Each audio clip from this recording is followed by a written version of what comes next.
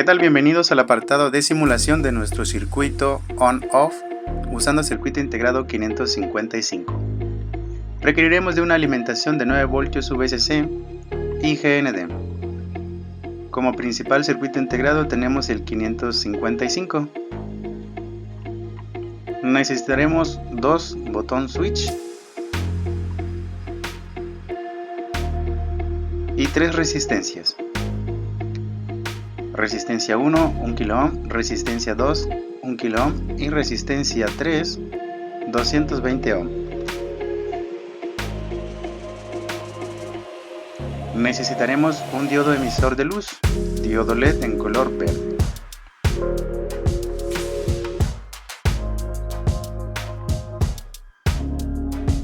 Y nuestra conexión es la siguiente. Conectamos nuestro pin 1 directamente a GND. La primera resistencia de 1 kΩ lo conectaremos entre el pin 4 y a VCC. Tenemos la segunda resistencia de 1 kΩ directamente a VCC y el uso de nuestro primer switch conectado a la resistencia. Por igual, el botón lo conectaremos directamente al pin 2 de nuestro 555. El otro pin del switch lo conectaremos directamente a GND. Tenemos nuestro segundo switch conectado entre la resistencia y el pin 4 de nuestro 555 y el otro pin directamente lo conectaremos a GND. El pin 8 lo conectaremos a VCC 9 voltios.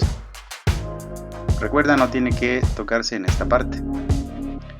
La resistencia de 220 Ω lo conectaremos en la salida de nuestro circuito integrado 555 y siguiente nuestro diodo LED con el ánodo a la resistencia y el cátodo directamente a GND. Es así como nos queda nuestro diagrama de conexión y la simulación es la siguiente. Al momento de oprimir el switch 1, nuestro diodo LED encenderá. Oprimimos el switch 2, lo apagaremos.